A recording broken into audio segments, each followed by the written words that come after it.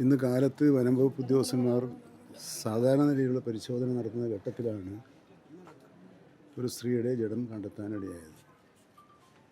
കടുവയുടെ ആക്രമണം മൂലമാണ് അങ്ങനെ സംഭവിച്ചതെന്നാണ് പ്രാഥമിക നിഗമനം.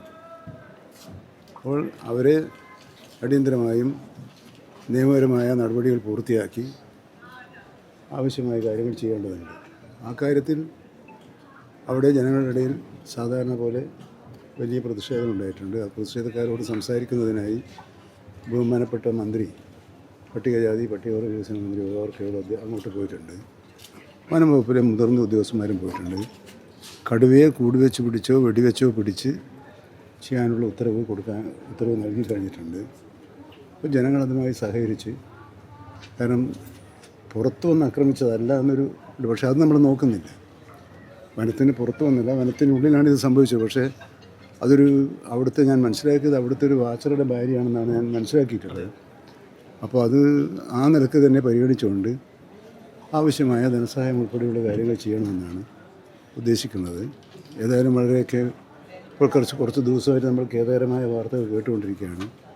ഇതിനുള്ള പ്രതിവിധി കാണാനുള്ള തീവ്ര ശ്രമത്തിലാണ് ഇപ്പോൾ ഗവൺമെൻറ് ഏർപ്പെട്ടത്. പക്ഷേ ജനങ്ങളുടെ സഹകരണത്തോടു കൂടി മാത്രമേ അത് സാധിക്കുകയുള്ളൂ എന്നതാണ് വസ്തുത. എല്ലാവരുടെയും സഹായ സഹകരണത്തോടുകൂടി ഓരോ പ്രശ്നവും അതിൻ്റെ മെറിറ്റിൽ കണ്ട് പരിശോധിച്ച് തീരുമാനമെടുക്കണമെന്നാണ് വിചാരിക്കുന്നത്. മിനിസ്റ്റർ, ഈ നരഭോജി കടുവയുണ്ടോ? അപ്പം ഇനിയും അക്രമ സാധ്യതയുണ്ടല്ലോ. അപ്പോൾ അതുകൊണ്ട് വലിയ പാടിന് ഉത്തരവ് കൊടുത്തു. അപ്പം ആ നരഭോജിയെ ഒരു ഒരു കടുവയാകുമ്പോൾ നമുക്ക് ആ നിലയ്ക്ക് തന്നെ കാണണം.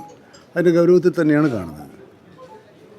ശരി. ഈ കഴിഞ്ഞ ദിവസങ്ങളിലൊക്കെ ഈ സമാനമായ പ്രശ്നങ്ങൾ അവിടെ ഈ മേഖലയിൽ ഉണ്ടായിക്കൊണ്ടിരിക്കുകയാണല്ലോ. പക്ഷെ അതൊരു പ്രശ്നങ്ങൾ സത്യമാണ്.